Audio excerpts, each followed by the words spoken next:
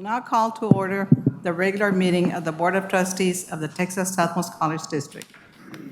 Trustees present are Mr. Rubén Herrera, Dr. Tony Zabaleta, Ms. Aldrete, and myself. Also present is our president, Dr. Jesus Roberto Rodriguez. It's amazing this hadn't happened not since I can remember, that everybody was out at the same time and everybody with a valid reason. So, but we have a quorum. We'll get this started. Dr. Zabaleta, may I ask you to do the Pledge of Allegiance? Absolutely, thank you. I pledge allegiance to the flag of the United States of America and to the republic for which it stands, one nation under God, indivisible, with liberty and justice for all. Honoring the Texas flag, I pledge allegiance to thee, Texas, one state under God, one and indivisible.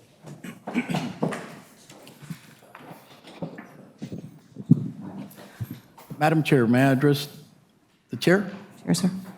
Leadership Brownsville class is joining us today. We have a whole bunch of students. We just want to welcome them. Welcome. Welcome. He beat me to it. He's like that all the time. I'm class 9. Show off. Okay. Public comment? All these people and none had a comment? Okay. Not even a good one? Thank you.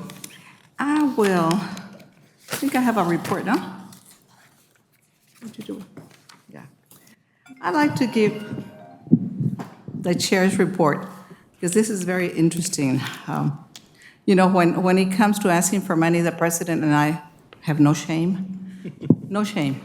So we were in Austin a couple of weeks ago, and we met with representatives, Erin Gomez, Mr. Longoria, Representative Lopez, as well as Senator La Mantilla.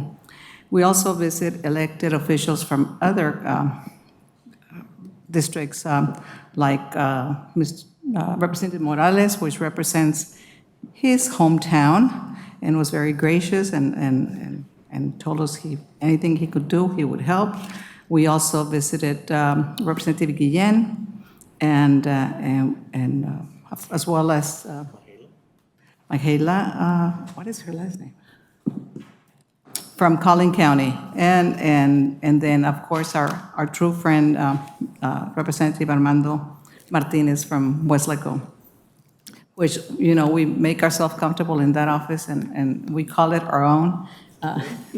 With our own parking space outside because he's a senior member. So we enjoy that.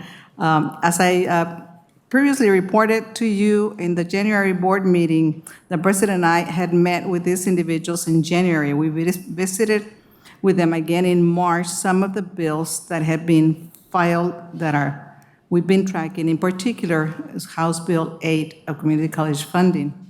We also followed on the rider that the president and I are very ambitious on and decided we would ask for some money for our vocational programs. And so we've been following that. It's there. It hasn't been denied, so we're hopeful that we can get this money for our college. We left, we tagged their offices. We took pictures of TSC and we placed them where everybody could see that they belong to us. So, and with that being said, we had a good time. Our president is very aware of what's going on, very well liked in the circles, and I'm very appreciative of the work that we've been able to do together. Thank you, Mr. President. You're welcome, ma'am. And with this, I'll turn it over to you for your report. Thank you. But again, the success of this presidency relies and starts with the Board of Trustees. Without the support of the Board of Trustees, there's very limited what we can do. So I appreciate your continued support as we move this institution forward, as we service our communities. So let me start by saying that still great things are happening at Texas Southmost College. And I'll start with the events that we met since we last met. On March 31st and April 1st, our 21st century Conjunto La Leyenda participated at the invitation to the La Cultura Vive in Brownsville Conjunto competition, where students from the elementary to high school showcased their talent. La Leyenda competed in the junior varsity level and received a rating of 2, which corresponds to an excellent rating. This was held on campus again this year, and we are so proud to support Conjunto groups across the Rio Grande Valley. And I want to thank Chair Garza and Secretary Aldrete for representing TSC at the event. On April 13th, former TSC trustee Chester Gonzalez invited us to provide an update on the college at the weekly meeting at the Brownsville Historic Rotary Club. I want to thank immediate past Chair Herrera for securing the invitation for us, in which he and Dr. Garcia provided an overview of the college. It seems more and more organizations, they want to know the good things and the good works and all the great things that are happening here at Texas Southmost College. Because at that same day, I had the opportunity to be the keynote speaker for the Business Over Breakfast the Greater Harlingen Chamber of Commerce hosted. I used the hour provided to share videos on the 95th anniversary, as well as give an overview of why Texas Southmost College provides a great value proposition for an institution of higher education in our service area by comparing our affordability and quality education. A room full of local Harlingen business and community leaders, including Harlingen Consolidated ISD Superintendent Dr. Alicia Noyola, were in attendance. And I have to say this, the president was on fire that morning. I mean, he got a standing ovation that morning, and so it was really, really good. Thank you. And I got to say this. I'm able to do this because I know at the end of the day, I got the support of the Board of Trustees, right? It's kind of like you got a corner behind you. And I'm surrounded by great colleagues that support the vision of this board. So it makes my job easier to feel confident and deliver the good news of TSC. So thank you all. And yes, the room was full of local Harlingen business leaders, and they were impressed with the work that we were doing. And right afterwards, we made a lot of connections with a lot of the leaders in the Harlingen area. And we found out a lot of them were alumni, or they had family members attending Texas Southmost College, which is a wonderful thing. And I do want to thank Chair Garza for attending the morning presentation. It was bright and early, so thank you, Madam Chair, for being there. The Texas Southmost College 21st Century Program held roundtable discussions at all 10 21st Century Community Learning Centers. Since our last board meeting, they held roundtable discussions at Garcia Middle School, Esteiros Middle School, Falk Middle School, Porter Early College High School, Rivera Early College High School. Students and their families attended these roundtable discussions and hear about college matriculation, financial aid, workforce opportunities, and career path. TSC representatives, industry partners, community-based organizations each have an assigned table. Students and families move from table to table after a set time until they have visited all tables in the meeting space. This gives the family one-on-one time with each functional area to hear an overview of the services and be able to ask questions. They also held career pathways information sessions on science, technology, engineering, and math, better known as STEM, at the following 5 high schools: Hanna, Lopez, Pace, Porter, and Rivera. As you can tell, the 21st Century, under the leadership of Dr. Tipton and her staff, are well organized when they have these functions, and they start building and addressing what we like to call our future scorpions. So I know that together we're paving the way for a brighter future for our community. On April 19th, Chair Garza and I attended the 2023 State of the City by Mayor Trey Mendez. Also joining us were TSC Foundation Director Edward Bustos. Mayor Mendez gave a State of the City address, which included a video in which I was interviewed and provided comments on the positive working relationship we have with the city of Brownsville, and truly want to thank Mayor Mendez for his shout out and recognition of the wonderful work Texas Southmost College was doing, not only when he was a trustee, but the continued work that's being done by this board. Now, we also hosted several events on campus over the past month. On April 13th, the Texas A&M University Kingsville president, Dr. Vela, and members of his leadership team visited the campus. Chair Garza, members of the TC leadership team, as well as I, met with the colleagues from TMUC to discuss strengthening our educational partnerships and identify strategies to help students in our community obtain a quality education through aligned curriculum and smooth transfer process between the institutions. This past Saturday, on April 5th, the TSC Foundation hosted the 96th Anniversary Sapphire Gala. Thank you, Chair Garza, Secretary Aldrete, immediate past Chair Herrera, and Trustee Alejandro for attending the gala. Approximately $88,000 was raised, and still counting, I might add. As you know, all proceeds go towards student scholarships. Over 250 individuals attended. Based on the videos, pictures, and the 360 photo booth, I would say a fun time was had by all. On April 17th, I welcomed a group of federal agents from the U.S. Customs and Border Protection Office of Field Operations to the campus and shared the educational offerings TSC has to offer. The Office of Field Operations, housed at the Gateway International Bridge, were at the Newman receiving training for their leadership team.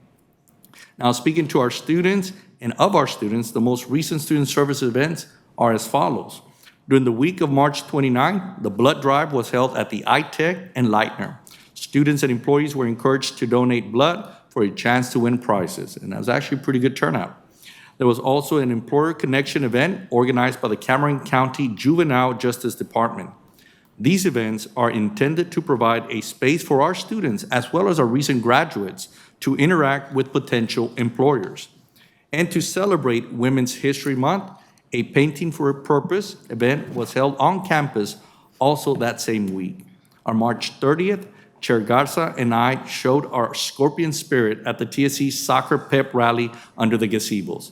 At the rally, our newest members of our NJC AA men's and women's soccer team were announced. We cannot wait to see what these talented athletes bring to the field. And other events that were held the week of April the 14th included the Egg Hunt. We also held 2 register to vote campaigns that week, one at the Fort Brown campus and one at the iTech. This was done in coordination with the Cameron County Elections Department. As you can tell, we're doing a little bit of everything with multiple organizations within our community. Now, during the week of April the 12th, we held a health and wellness fair at the Rec Center. And on April 15, the TSC Eco Move Club held a beach cleanup community service project to make a positive impact on our ocean and the marine life at South Padre Island.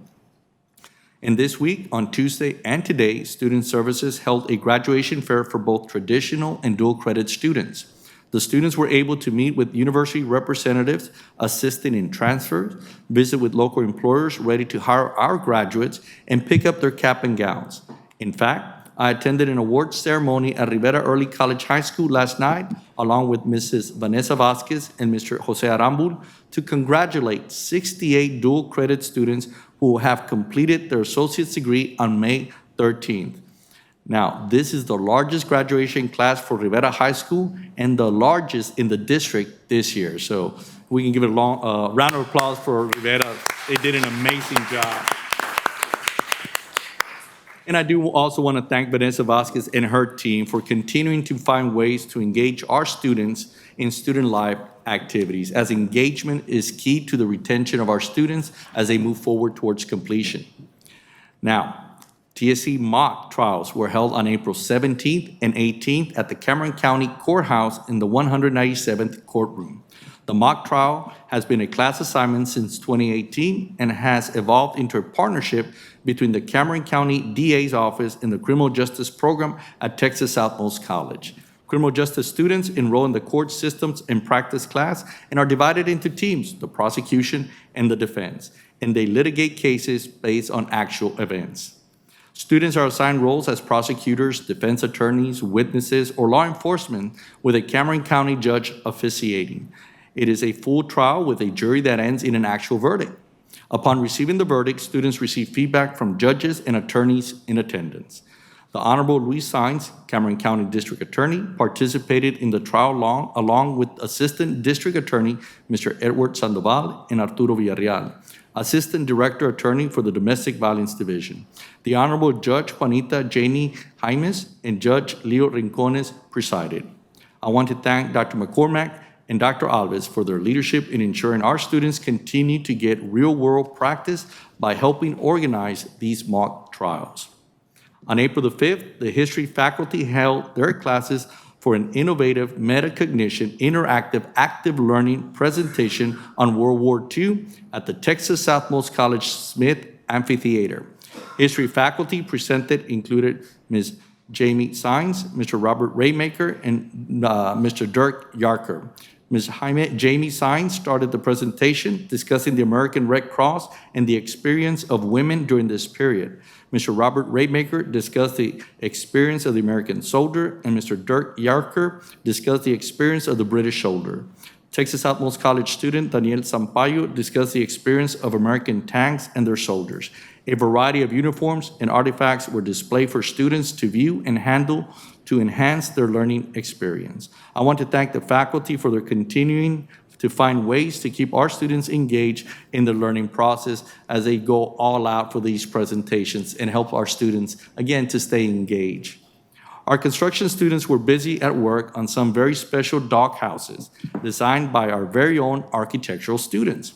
The final products were presented at what they call the Barchitecture Doghouse Showcase. I thought that was kind of cute.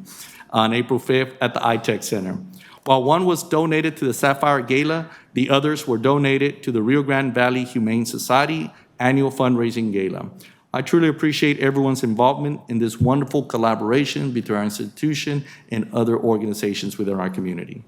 On April 12th, our Health Professions Division held an emergency response simulation event, which allowed all 7 allied health and nursing programs to collaborate in the treatment of a patient.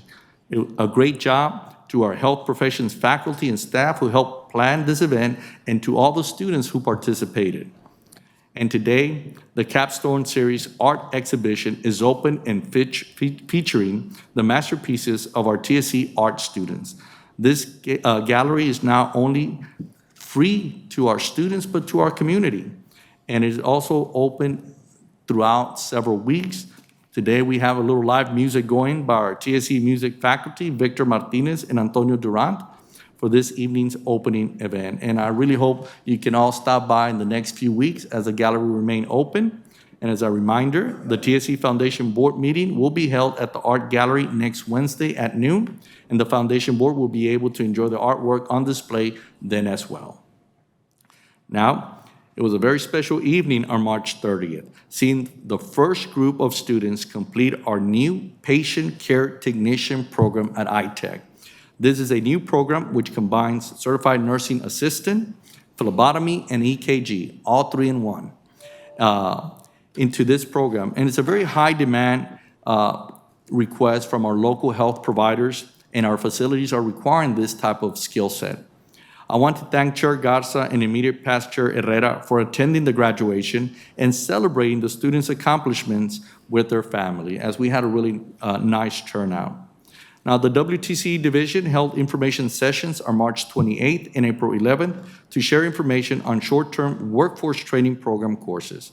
Interested students were able to meet with the WTC faculty and learn about the programs and careers. They're also able to enroll in these courses during the information session.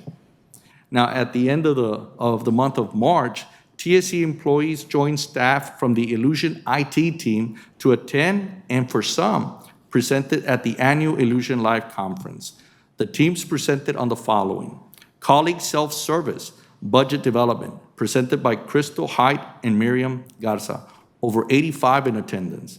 Analytical Data and Reporting for Procurement, presented by Patricia Saldivar and Randy Wallace, over 102 in attendance.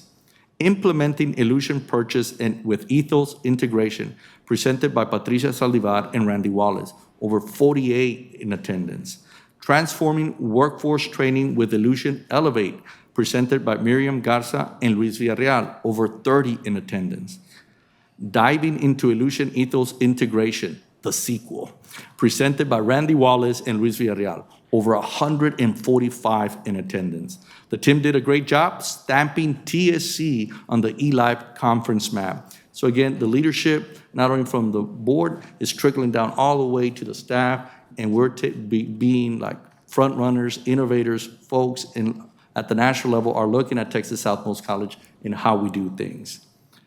Now, it's time for this month's video highlighting the activities that have occurred since we last met. I'll ask Frank if he can please roll the video.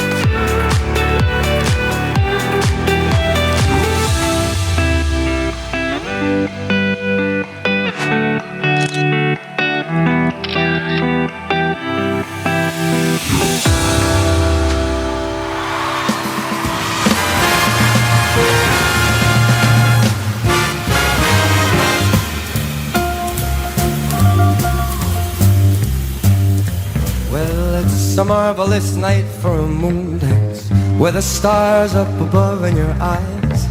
A fantabulous night to make romance, neath the cover of October skies. And all the leaves on the trees are falling to the sound of the breezes that blow. And I'm trying to please to the calling of your heartstrings that play soft and low. And anytime that I touch you, you just tremble inside. And I know how much you want me, that you can't hide. So can I just have one more moon dance with you, my love? Or can I just make some more romance with you, my love?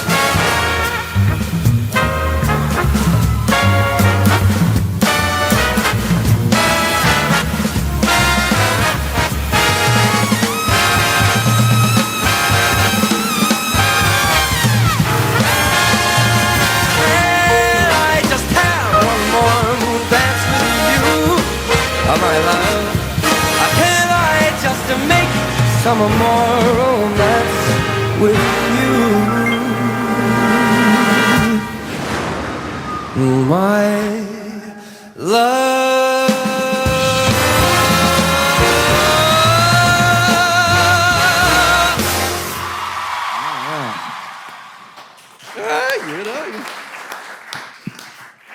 As you can tell, we work hard and we party hard.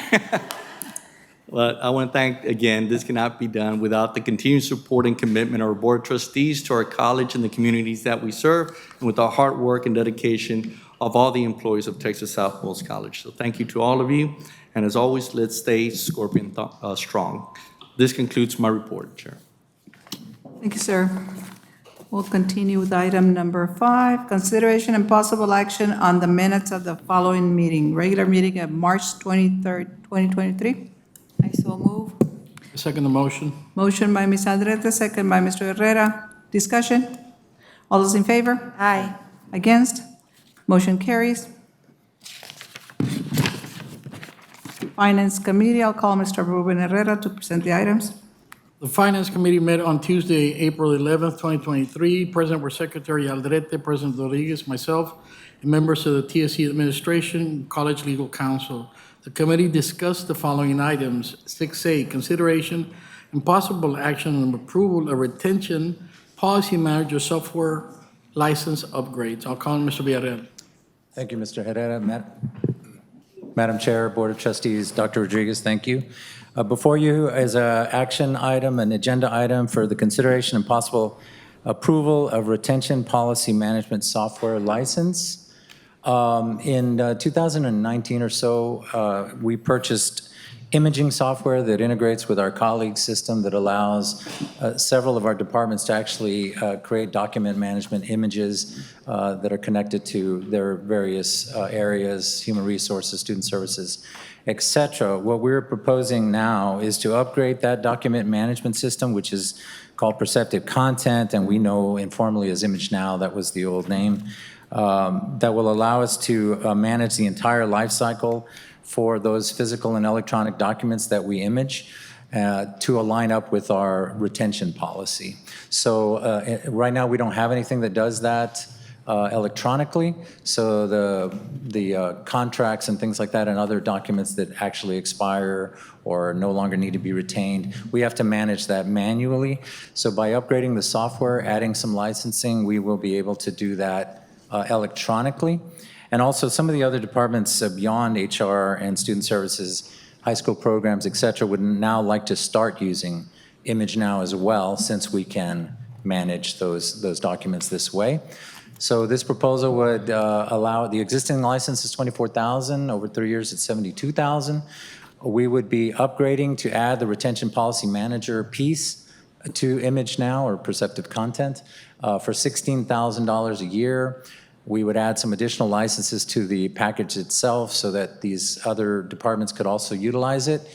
And there will be a one-time implementation fee of $25,000. This purchase is going to be accomplished through the HERF funds, the Federal CARES Act.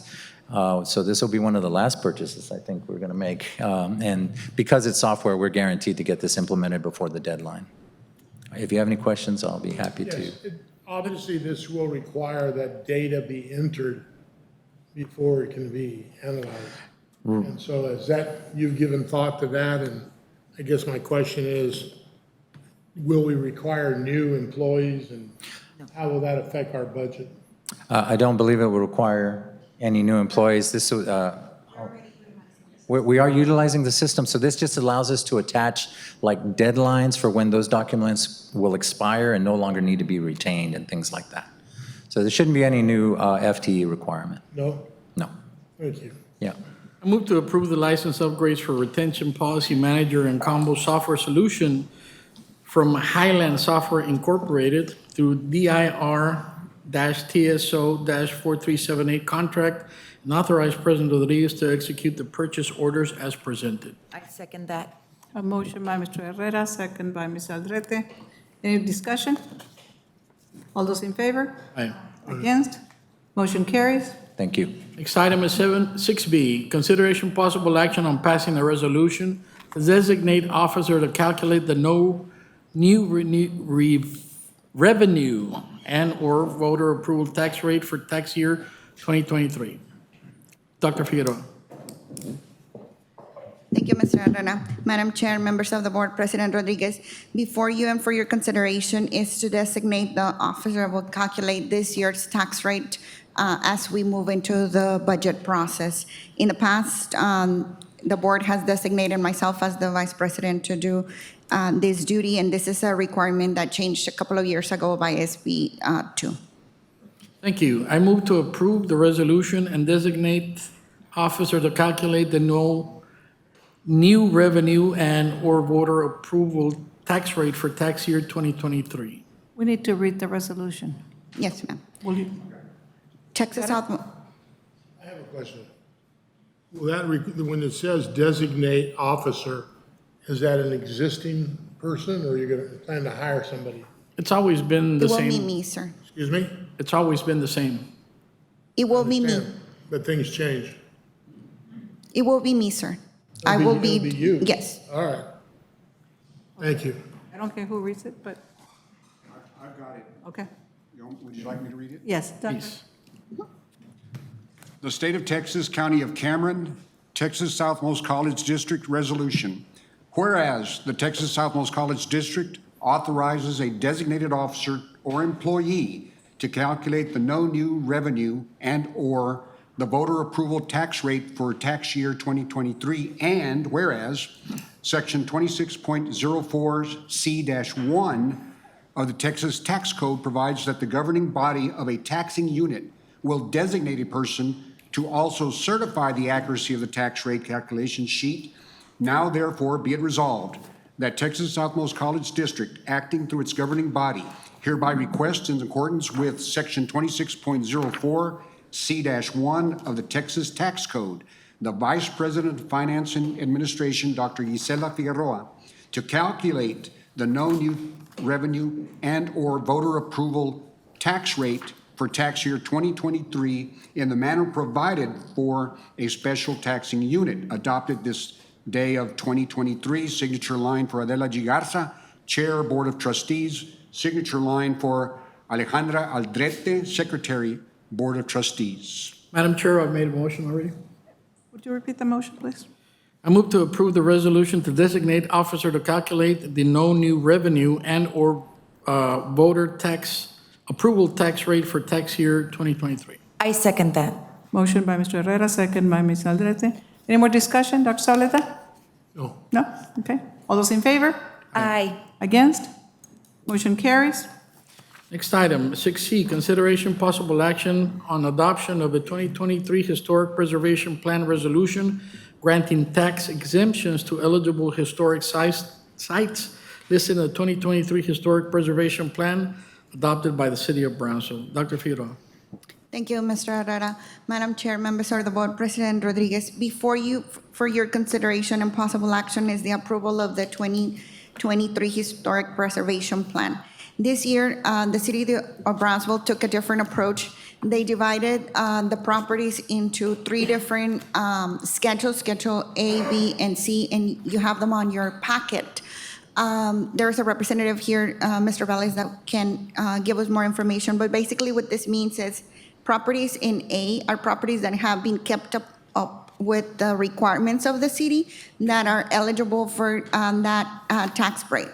The Schedule B includes some properties that were owned by some of the commissioners that will be voting on those properties. That's why they separate them to avoid that conflict of interest.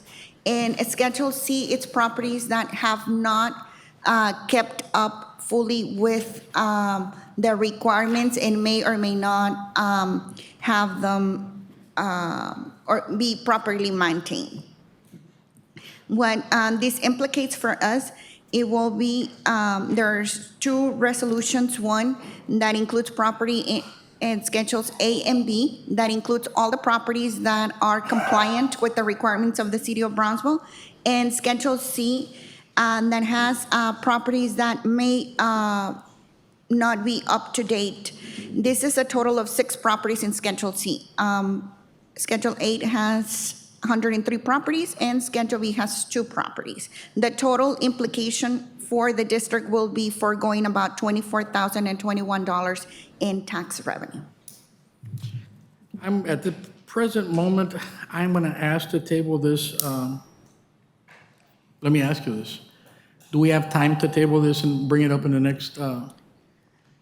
I believe that if it doesn't pass, then the district will not be doing that.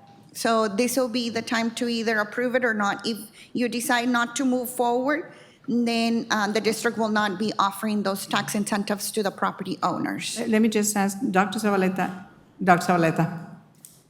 you live in a historic, Yes, yes. so you would have to abstain, right? My property was removed from the list.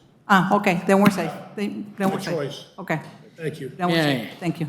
I move to adopt the 2023 Historic Preservation Plan resolutions granting tax exemptions to eligible historic sites listed in the 2023 Historic Preservation Plan Schedules A, B, and C as adopted by the City of Brownsville. I second that. A motion by Mr. Herrera, second by Ms. Aldrete. Any discussion? All those in favor? Aye. Aye. Against? Motion carries. Next item, monthly financial statement report for the end of the month of February 28, 2023. Thank you, Mr. Herrera. With your permission, I'll have Mr. Pizarro present the monthly financial statements for February.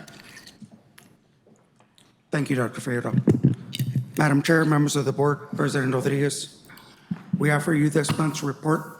It's in a similar format as we've presented to the board in the past, where we have the activity that is occurring being displayed on the left-hand side of the slide. And we have columns for actuals and budget. I'll mainly concentrate in this presentation on the column labeled February. So I'll begin with the first of the 3 fund types that we adopt a budget for, with educational and general fund. And on this slide, we have our total for revenue in the month of February, which is 3.4 million. Moving on to the next slide is where our expenditures category begins. And we have 2 subtotals here, 1.1 million and 354,000. And that is for salaries and wages and benefits respectively.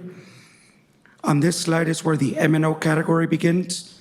And that category will begin on this slide, go through the next, and conclude here.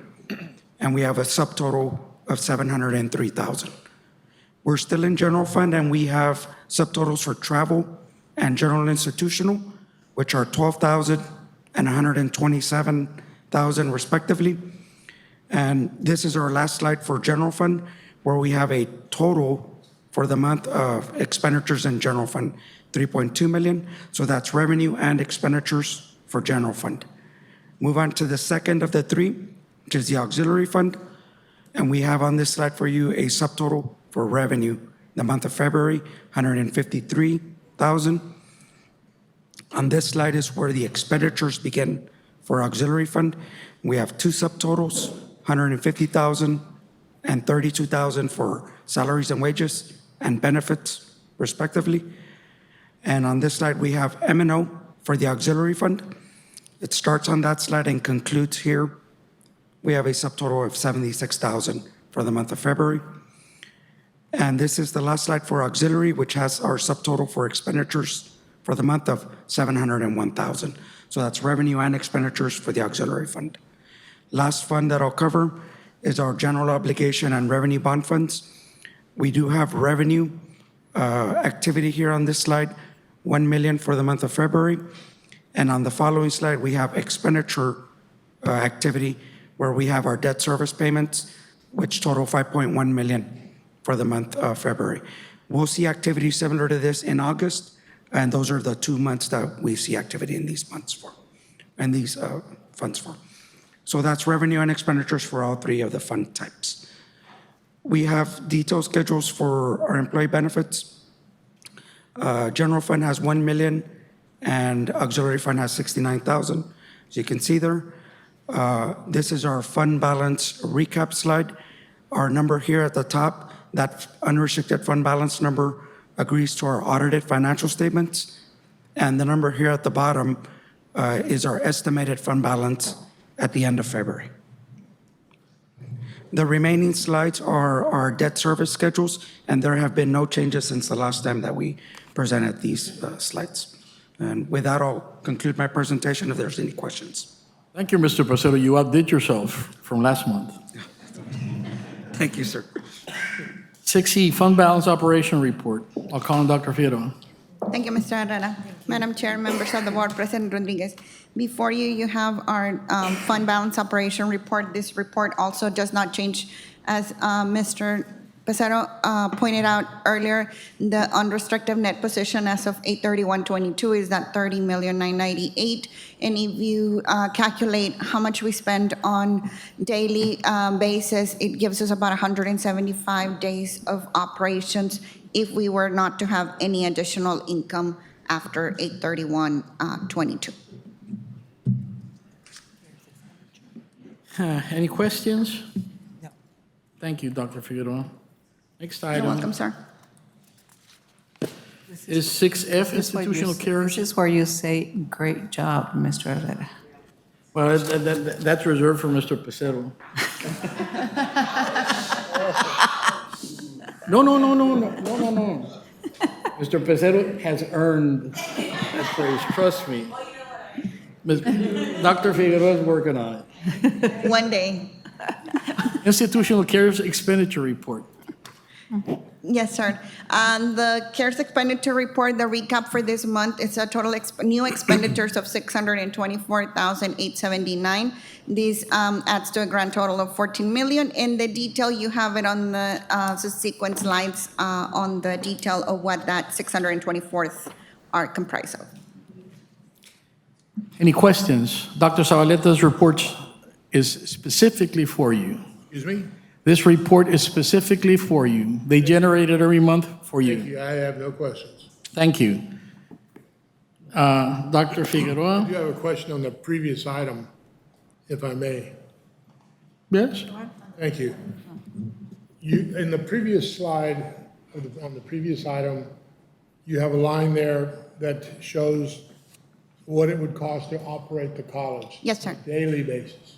Yes, sir. My question is that when the college is in operation or not? Is there another value for when the college is not in operation? How many days?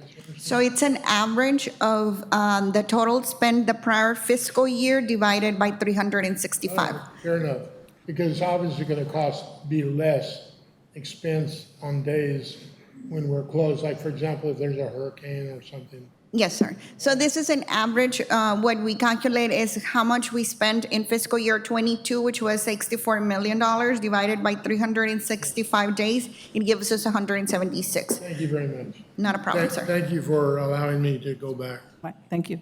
Dr. Figueroa, thank you for a stellar report. Thank you, sir. Snow day. 6G, Grants Report. Dr. Figueroa and Dr. Fuentes. With your permission, I'll have Dr. Fuentes present this report. Brace yourself for this fabulous report. TSC Board, TSC Madam Chair, Dr. Rodriguez, and TSC board members, I'm here to present the awards granted for the month of March. First grant was in the amount of a little over $400,000 from the Texas Higher Education Coordinating Board for our nursing program to add to our simulation lab. Dr. McCormick will later present items that will be purchased 100% by this grant. Second, we have another coordinating board grant for the nursing shortage reduction program for over $113,000. That money will be used for stipends for nursing faculty. Third, we do receive a child care relief fund, which helps with operations in our child care center. We did not ask for an extension. We were given an extension till November 30th to spend the funds. And this is what Dr. Figueroa is using for fence repairs and other facilities repairs for our child care center. Okay. Second to last, Valley Baptist Legacy Foundation. We're almost done. We had some savings, so we asked for an extension so we can reallocate those savings to help with the Leitner building, which houses our campus pantry. But our campus pantry is fully functional. And last, we received $25,000 from Vista Anti-Poverty. And what that does, it gives the college money. We have our Vista members on campus, and it gives the college money to help with some of our salaries for staff who are serving as supervisors. There is a cost share of $17,000, but please know we have multiple Vista and AmeriCorps grants that offset this cost share. So Dr. McCauley leads these, and so she makes sure that we receive funds in other area. We have to do cost share in one grant program. Thank you so much, Dr. Figueroa. I apologize. No, it's okay. I'm happy Thank you so to much. be competing Any with her. questions? Thank you. Thank you so much. Thank you. And that concludes my report. Thank you, Mr. Herrera. And I'll call Academic Committee, Dr. Zavaleta. Yes, ma'am. The Academic Subcommittee met on Tuesday, April 11th. Present were Trustee Sines, Chair Garza, President Rodriguez, myself, and other assorted TSC administrators and legal counsel as necessary. We considered the following items. 7A, consideration and possible action on approval of RFP 2315, which is a medication dispense system. Thank you, Dr. Zavaleta. Madam Chair, Board of Trustees, Dr. Rodriguez. This item for your consideration and possible action is RFP 2315 for medication dispense system. Texas Southmost College solicited a request for proposal for medication dispense system. The scope of the work in this RFP included the purchase of a SimCab prescription standard nursing cabinet or equal item, including one SIM card, prescription telehealth, standard model AA-AIO bundle, one wristband printer, one barcode printer, one MDS training, and one OSIS assembly.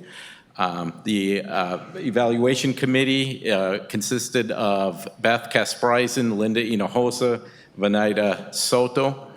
The timeline is indicated here in this slide. Beginning in early February, submission deadline was March 1st. The evaluation of submissions took place on March 7th.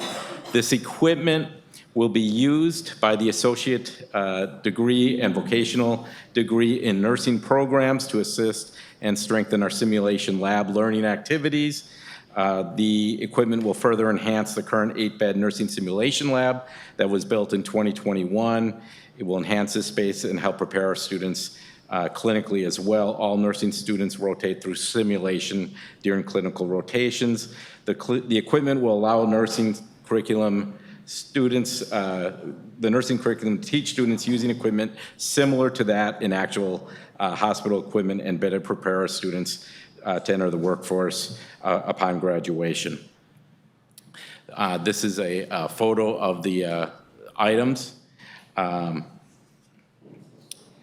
RFP pricing and scoring tabulation is in the next slide here. We received 3 proposals. They were evaluated against the criteria published in the RFP. Pocket Nurse Enterprises from Monica, Pennsylvania, was awarded the RFP. It was the only enterprise or company that submitted a complete bid. And as you'll notice there, not all the items that were asked for were not given in the request. The expense, as Dr. Fuentes pointed out, is covered by a Nursing Innovation Grant, Gear 2 approved budget for fiscal year 22-2023. There's the proposal is to award RFP 2315 for medical dispense system to Pocket Nurse Enterprises in the amount of $67,136 and authorize President Rodriguez to execute the purchase as requested. And if you have any questions, we can answer them. As a person who has great experience with this type of machine. Lately. Lately. Lately. And the machine is only as good as the information that is inputted into it per patient. And there might be dozens of patients. And what sort of fail-safe system is there to be sure that the proper medication is being entered? Because I can tell you for one, at least on one occasion, I did not receive a medication. I received somebody else's medication. I caught it. Yeah. So how does that work? You know, I had the exact same question for Dr. Pierce the other day, but I'm sure Ms. Bryson might be able to help you with that as well. And Dr. Pierce is here because I asked that same question to him. I don't know if you had a kind of good response to that. I mean, there's a human factor, obviously. Right, that's what I said. There is the human factor in any equation, right? But go ahead. Good evening, Board of Trustees, Madam Chair, President Rodriguez. Forgive my question. The fail-safe is twofold. It's a two-system identification. So when you receive medication, they're supposed to scan your barcode, which has your medical record information. That's And then right. the second step is asking you your full name and date of birth, which then has to match what they scan and requires the nurse to look at the screen And after so scanning. is that always done? I noticed that. It is They supposed to always be done, verify yes. that I'm the person that's supposed to get the medication. It's supposed to always happen. No matter if I take care of you for 12 hours, if I walk into your room 6 different times to give you meds, I have to do that same All right, process. okay, well, thank you very much. Okay, we'll pass that along. Well, this is the along. No, this is the. This is the along. I need a motion. Yes, I move that RFP 2315 medication dispense system is awarded to Pocket Nurse Enterprises Incorporated in the amount of $67,136 and authorize President Rodriguez to execute the purchase orders as presented. A motion by Dr. Zavaleta, I second that. second by Ms. Aldrete. Any discussion? You know, Dr. Zavaleta, you're not off because I told the president, didn't we just buy this? He says, no, that was a committee meeting. So it feels like we were at the committee meeting a long time ago. Yeah. All those in favor signify by saying aye. Aye. Aye. Against? Motion carries. Item 7B, consideration of possible action on approval of RFP 23-16 medical computing carts dispense system. And I assume this is different from the one we just approved. Yes, it is. Okay, so again, this is RFP 2316. These are medical computing carts. It's a dispense system as well. We are submitting proposals. We submitted a proposal for 30 LX5 computing carts or carts of equal value. Again, this equipment will be used by our ADN program and our vocational degree nursing programs to assist and strengthen our simulation lab. We have the RFP timeline on the first slide here. We began the timeline in February 8th with a pre-proposal conference. Evaluation of proposals took place on March 7th. This equipment will further enhance the space to prepare our nursing students clinically. It will allow the nursing curriculum to teach students using equipment similar to that found in actual hospitals, similar to the equipment found in hospitals to prepare nursing students when they enter the workforce as well. The carts, as you see, are in the slide here. So Yeah. these are kind of the carts that are familiar becoming with standard those. used Yeah. in the hospital. And it's not so much for dispensing, it's for entering information and things like Okay. that, as I understand it. Thank you very much. Okay. Anything There's else? Go ahead. Okay, there's a few more slides. The evaluation committee is listed here.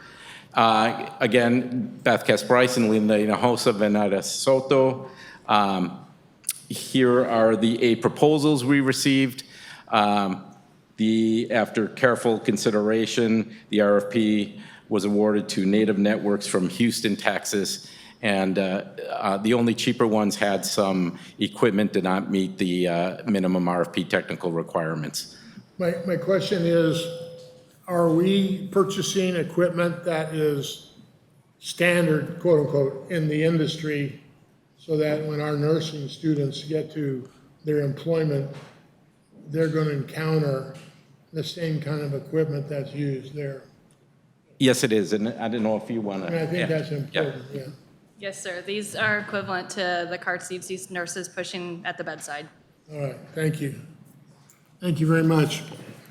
I move to award RFP 23-16 medical computing carts to Native Networks Incorporated in the amount of $45,810 and authorize President Rodriguez to execute the purchase order as presented.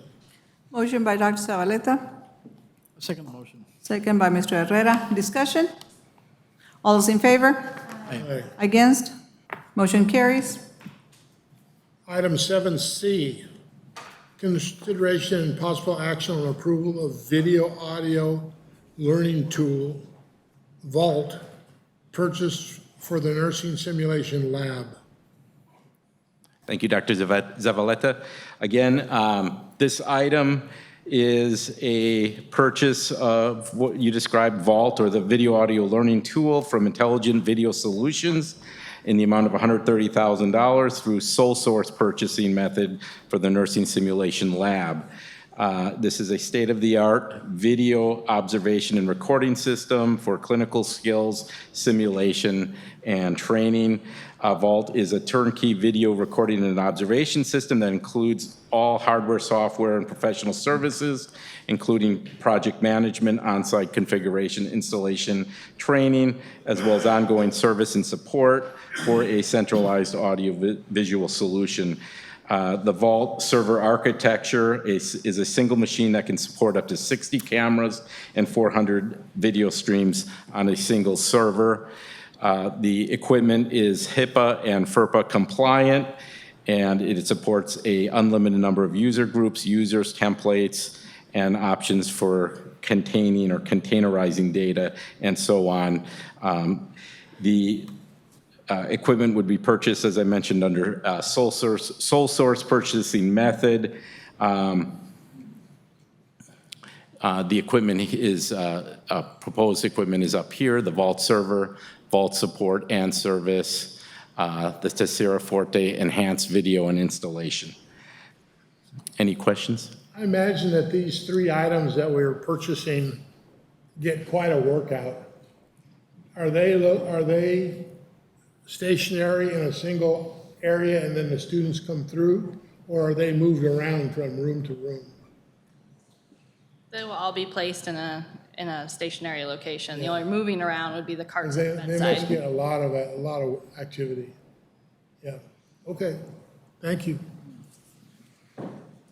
I move to approve purchase of video audio learning tool Vault from Intelligent Video Solutions in the amount of $130,000 through sole source purchasing method and authorize President Rodriguez to execute the purchase orders as presented. Second the motion. Motion by Dr. Zavaleta, second by Mr. Herrera. Any more questions? All those in favor? Aye. Aye. Against? Motion carries. My God, you got some money and you just had to spend it all in one sitting, right? Seems like you all had a lot of fun. That way. Thank you, Ms. Capacion. Thank you all very much. Item 7D, consideration and possible action to approve affiliation agreement with Mesa Hills Post-Acute Program, I guess. Thank you, Dr. Zavaleta, Madam Chair, Board of Trustees, Dr. Rodriguez. Again, this is an affiliation agreement with Mesa Hills Post-Acute. Back in January, President Rodriguez signed an affiliation agreement with Senior Care Center at Valley Grande. We had brought that to the board a month or so earlier. Well, that company has now been sold and is under new management by Mesa Hills Post-Acute. This new affiliation agreement will allow our respiratory care students to continue to attend clinical experience at the site. The agreement is for 1 year. The agreement has been reviewed and approved by both TSC and Board Legal Counsel. Okay. Any questions? All right, so I move to approve affiliation agreement with Mesa Hills Post-Acute for respiratory care students and authorize President Rodriguez to sign the agreement. I second that. A motion by Dr. Zavaleta, second by Ms. Aldrete. Any discussion? All those in favor? Aye. Against? Motion carries. Item 7E, consideration of possible action to approve a memorandum of understanding with Texas State University for Health Professions AAS graduates. Correct. Thank you, Dr. Zavaleta. Again, this MOU will allow our health profession graduates who have earned their AAS degree to transfer to Texas State University Department of Organizational Workforce Leadership Studies, or OWLS. Again, this is the Texas State in San Marcos. The agreement basically sets up and supports a seamless transfer, allowing our students to transfer, not having to repeat courses or competencies. They carry with them the credit they have already earned for the study they've completed at Texas Southmost College. And the idea is they will complete their associate degrees here, or if they are missing some courses and transfer, we would reverse transfer that credit back. This agreement would take effect in August of 2023 and will be renewed by mutual consent of the two institutions. It will be reevaluated every 2 years. And again, this agreement has been approved by TSC and Board Legal Counsel. Okay. Questions? I move to approve the memorandum of understanding with Texas State University for health professions AAS graduates and authorize President Rodriguez to sign the agreement. Motion by Dr. Zavaleta, Second. second by Ms. Aldrete. Any discussion? All those in favor? Aye. Aye. Against? Motion carries. Madam Chair, that concludes my report. Thank you, Dr. Zavaleta.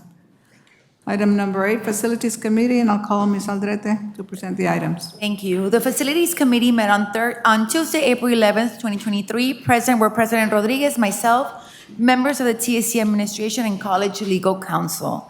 The committee discussed the following items. 8A, consideration and possible action on approval of RFP 2317, audiovisual and media equipment. I call on Dr. Figueroa. Thank you, Ms. Aldrete. Madam Chair, members of the board, President Rodriguez. Before you and for your consideration, this is an audiovisual and media equipment that was, we put an RFP out, 2317. This is a continuation of the current work that we're doing at Jacob Brown through the CARES Act to bring the ability to remotely display in both spaces. So this RFP started on February 8th, and we're here today to present it to the board. This is what we're seeking to purchase is a turnkey solution that will have audiovisual technology at Oliveda's second floor. Basically, to have a screen that is permanently in that space, that we will be able to have hybrid and virtual events and broadcasting, specifically also that aligns with the Jacob Brown audiovisual upgrades that we're doing. For this committee, we had it evaluated by Mr. Tran, Mr. Vasquez, Mr. Picasso, and Mr. Hinojosa. We received 3 proposals. The first two proposals did not include what we were requesting. The first one basically was quoting us just two different screens that did not have the capabilities that we need in order to broadcast from remotely, specifically from the Jacob Brown. So the third vendor was the only one that provided the full requirements needed for this specific RFP.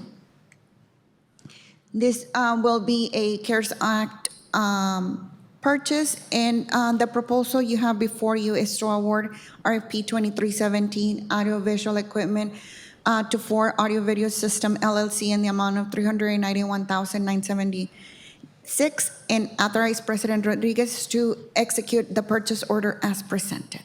Okay, I move to award the RFP 2317 for audiovisual and media equipment to Ford Audio Video Systems LLC in the amount of $391,976, and authorize President Rodriguez to execute the purchase order as presented. A motion by Ms. Aldrete, second by Mr. Herrera. Any discussion? Yes. Who is the person responsible for the implementation of this equipment? The vendor will implement it, but we will validate it here. It will be Mr. Picasso and Frank Morris. Right here? Give us, please, if you will, an explanation of why we're spending and what it will do. $390,000 is a lot. So tell us what wonders this equipment will do. We can spend it. Yes, sir. Madam Chair, trustees, Mr. President. Do you want the scope of just Oliveda, or are we talking about Jacob Brown Auditorium as well? I'm talking about everything that $391,000 will do. So this is just for the Oliveda project. So every time we have an event over there and we want to show presentations or videos, or we want to live stream something, we have to manually go and set up equipment because nothing is installed. So what we're getting for with this price tag is an LED screen installed on the wall. So it's going to be plug and play. So somebody can take in their laptop, plug right into it, give a presentation. So when we have like law enforcement partners, for example, come in and they present to our students, they can use that right from their laptop. It's also going to have an integrated sound system. So there will be microphones, wireless just like this. They can walk around, they can talk through installed speakers in the ceiling. The third component, it's LED, it's audio, and it's a live streaming solution, right? Live stream. So if you want to have a guest, correct me if I'm wrong on this one. If you want to have a guest present from a remote location, they can go ahead and do that remotely and broadcast into that room to our students, to our faculty, and vice versa. So if somebody is in the room at Oliveda and they want to broadcast outside, they can do that as well. And that will serve at Oliveda and at Jacob Brown? It can connect. We're using the same technology so that way they can talk to each other. I can't speak to the... But the screen will not move. The screen will stay in Oliveda. Yep. So in Jacob Brown, you have a lot of robotic cameras installed over there and LED screens and smaller screens in every breakout room because Jacob Brown has many other smaller rooms, and they can all communicate with each other into one system. Thank you. Yes, sir. And we're using the CARES Act money. That helps. That helps. That helps. Do we have a second? I did. Okay. I seconded. All those in favor, signify by saying aye. Aye. Aye. Against? Motion carries. 8B, consideration and possible action on award RFQ 2312 for engineering AE services for chilled hot water piping and equipment replacement at Jacob Brown Auditorium. I call on Dr. Figueroa. Thank you, Ms. Aldrete. Madam Chair, members of the board, President Rodriguez, before you for your consideration is to engage on RFQ and a request for qualifications 2312. We solicited proposals for engineering services, specifically for Jacob Brown chillers.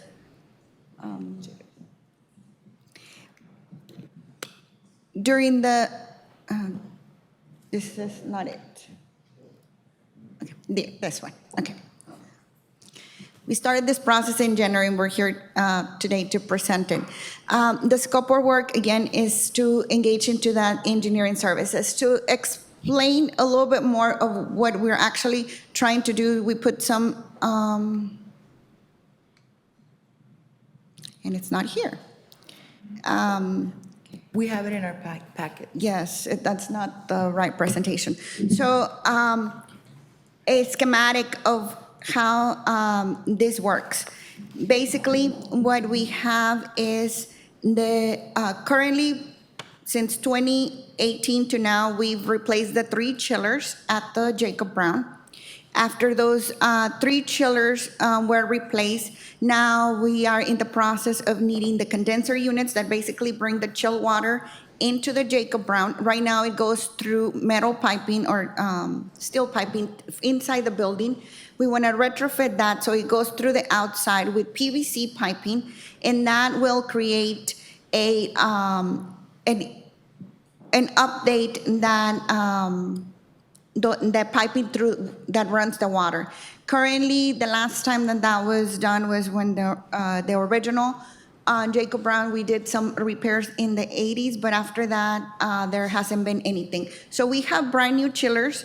What we need is the condenser units and the re-engineering of the piping to bring that chill water into the main Jacob Brown space. The lobby is a different system. In the other, there are also ancillary units. The only thing that chills that mini thermal plant that we have there is the Jacob Brown Auditorium. Okay. Thank you. I move to award RFQ 2312 for engineering AE services for chilled hot water piping and equipment replacement at Jacob Brown Auditorium to Ethos Holistic Holdings LLC and authorize President Rodriguez to negotiate and execute the contract as presented. If a satisfactory contract cannot be negotiated with this firm, then the award should be made to the next highest ranked respondent, Adaptive Industrial Services LLC. I have a motion by, I'll second the motion. Let me ask, this is an open-ended, I have a motion by Ms. Aldrete, second by Mr. Herrera. Discussion, please. thank you. This is an open-ended contract, correct? It's for the specific services. So it will start with the schematic design. If at that point we bring it back to the board, when we have that design and present it to see how that will go into an RFP. And then at that moment, there will be a company that will be hired to do the actual job. And this company will help us to manage that contract negotiation and construction. Okay, yes? All those in favor? Aye. Against? Motion carries. 8C, facilities update. Dr. Figueroa? Yes, ma'am, thank you. Facilities update, we have 4 projects that we're reporting today, starting with the courtroom and criminal justice program. The subcommittee for this met before the facilities committee, where we gave the progress and we get some feedback from that subcommittee to incorporate into this project. Right now, when we did this presentation, the update was we started working in gearing up into the electrical. We needed 4 more boxes, which already arrived, and we're moving forward with that project. What we have currently received is furniture, IT equipment, and books that have been donated for this project. There are still some logistics that we're managing to get the law library and some other things that we're adding in. By next month, you'll see a lot of progress because we're just in the process, or the next step is starting closing up the walls. The restroom additions project, one of the things we discussed during the last week in the committee meeting is that one of the challenges that we were having with this project is that we had to work around the schedule of testing. Since then, we've relocated testing from Wednesday through Friday, so this project will start moving forward again in full year starting next week. And this is some of the pictures where they're already working on that plumbing. The audiovisual project at the Jacob Brown Auditorium. This project is, again, almost complete, and it will be ready and operational for graduation on next month. Here are some of the screens that they were installed, as well as speakers throughout the Jacob Brown and the rest of the halls in the Jacob Brown Auditorium. And the fence, the status project for the fence at the childcare, we are just pending the installation of 2 of the gates, and by the end of this month, this project will conclude as well. As Dr. Fuentes mentioned, this is one of the projects that is being done with that grant. Thank you very much. Madam Chair, this concludes my report. Thank you, Ms. Aldrete. Student Services, Mr. Herrera, would you help us with that? The Student Services Committee met on Tuesday, April 11th, 2023. Present were Trustee Sines, Trustee Aldrete, Chair Garza, President Rodriguez, No. and members of the, No. No, I was not present.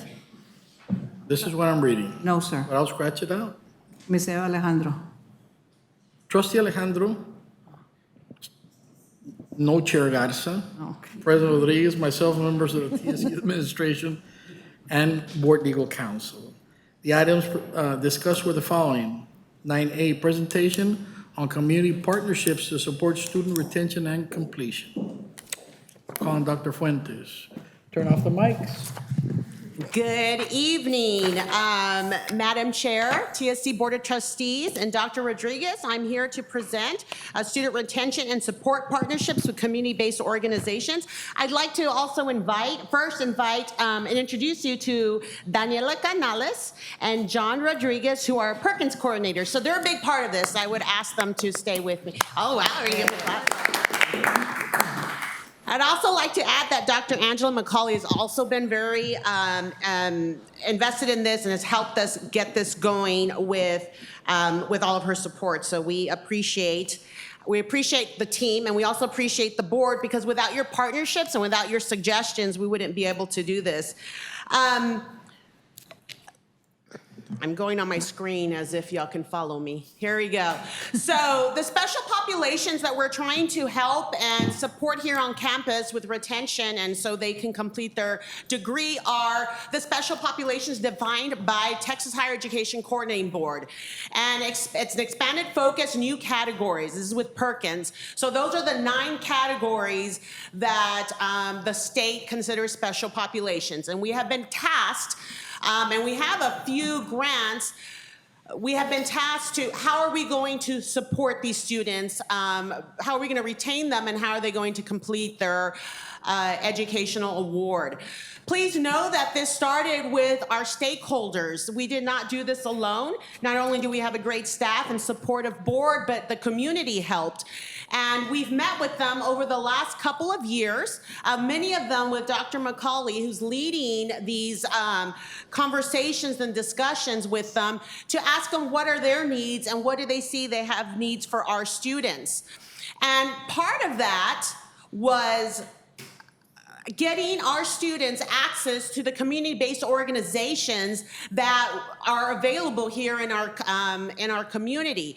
So we developed a community-based organization network, and the purpose is twofold. One, we need to connect TSC students to the basic needs and other community resources that our partners can offer, but also they have pathways. We need to provide pathways to their clients. They have clients that could become TSC students. Please know that we have 3 large grants that support this community-based organization work that we're doing. And for the last 3 years, we've been asking the stakeholders this is Dr. McCauley's question, if you could be granted one wish to improve how TSC helps you serve your communities, what would that be? And this is a list of what they told us.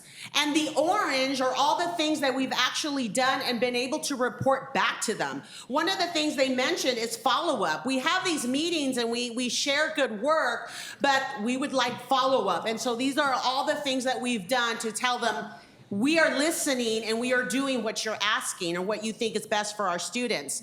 So we do have 3 presentations. We had one in February 21st, which we had pictures in the overview in the beginning of the meeting. And that one was to focus on access to basic needs. And then we'll have another one in June. That focus will be physical and mental health. And last, we'll have another one next February to focus on workforce readiness. Notice the emphasis on the non-academic.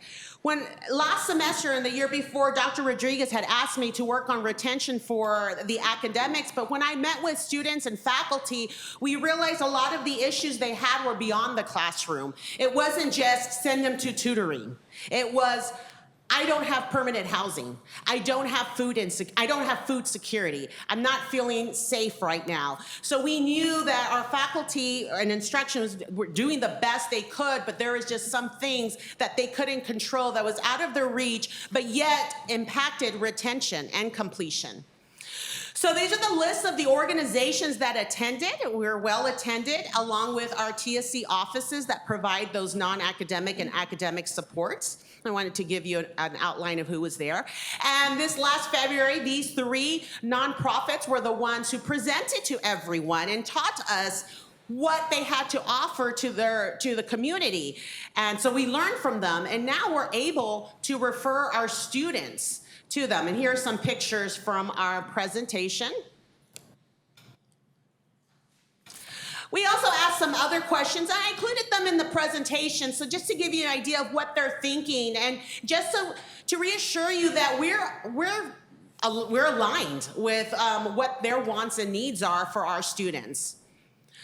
So all of that evolved into what we're calling the Scorpion Opportunity Hub, and you saw that sign at the gala.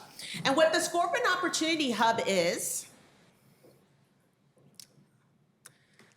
it's a space on campus where TSC students, prospective students, and their household members connect to campus and community resources and feel more engaged with their peers. It will serve as a basic needs center and assist students to ensure they are well equipped in the pursuit of their education.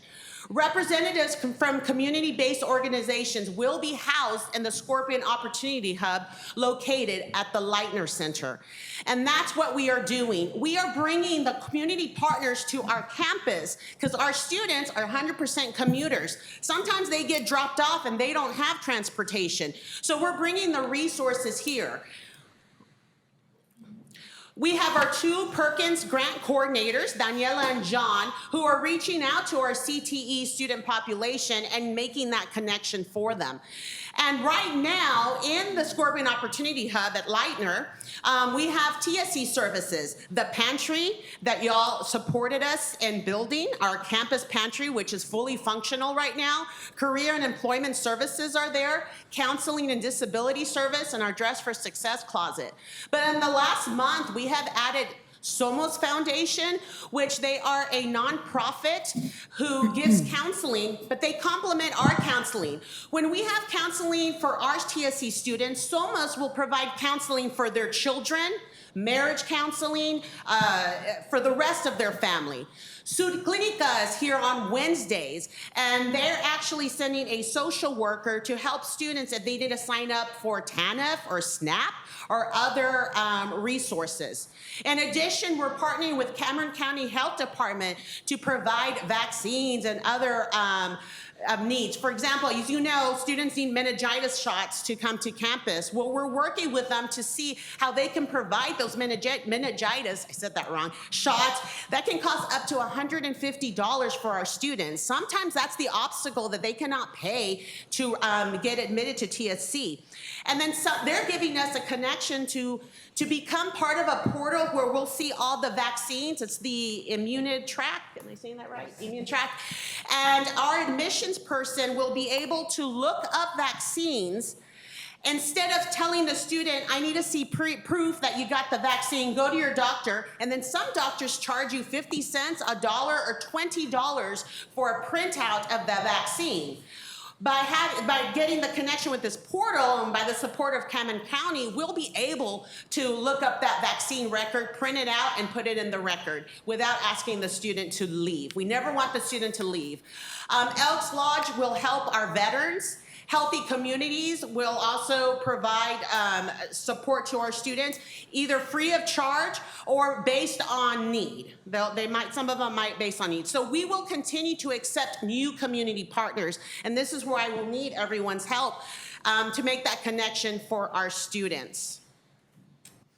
Thank you. Do you have any questions? Yes, I do. Yes. Until you got to the end of your presentation, I had not seen any notice or mention of veterans. And veterans have very special needs that fit into this Yes. paradigm.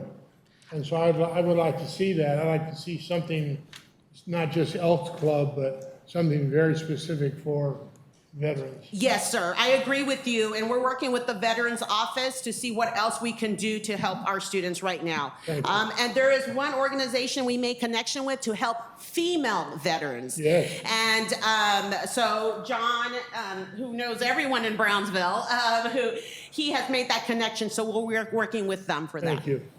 Dr. Fuentes, you said when the kids get dropped off, they don't have a ride. We're still doing the bus, aren't we? Yes, we do still have the bus, but time is an issue also, and just to go back and forth. It's just one extra step, one extra trip that they don't have to take. I agree. Thank you. Thank you. Next item, consideration possible action on approval of memorandum of understanding between Texas Southmost College and community-based organizations to provide TSC students access to basic needs and other social services. Dr. Fuentes.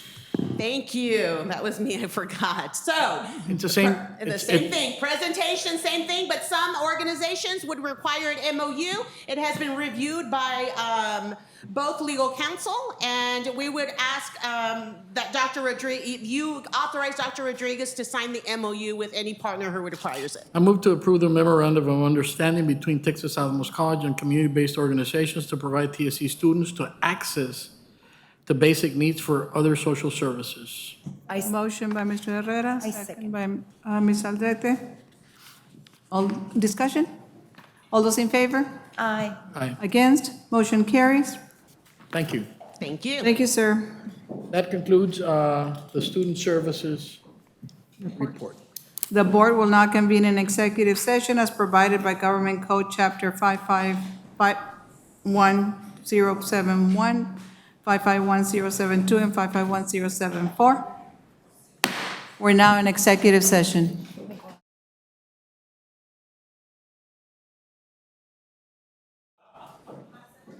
We're back from executive session. Dr. Flashman, we're back from executive session. Do we have motions from executive session? Yes, we do. We have two. Executive session motion number one, I move to adopt the salary schedule for fiscal year 22-23 as discussed in executive session. I have a motion by Ms. Aldrete. Second the motion. Second by Mr. Herrera. All those in favor? Aye. Against? Motion carries. Next one, I move to authorize Texas Southmost College Administration to work with legal counsel to conclude the tercero litigation as discussed in executive session. I second the motion. Motion by Ms. Aldrete, second by Mr. Herrera. All those in favor? Aye. Aye. Against? Motion carries. Announcement for next meeting dates. Regular board meeting, May the 18th, and board meeting, June the 15th. That's on a Thursday, maybe the 16th, we could have the workshop. You look at your calendars, you have a chance. When is the workshop? If we can plan it on the 16th, since June the 15th is the board meeting, maybe the next day we can have the board, June or the board, June. June 16th. See? June 16th. Ms. Carr, would you check with what board? Okay. Board. TSC retreat, what is it? Board retreat? Or workshop, whatever you want to call it. Okay, I entertain a motion to adjourn. So moved. Motion by Mr. Herrera, Second. second by Ms. Aldrete. All those in favor? Aye. Against? Motion carries. Thank you.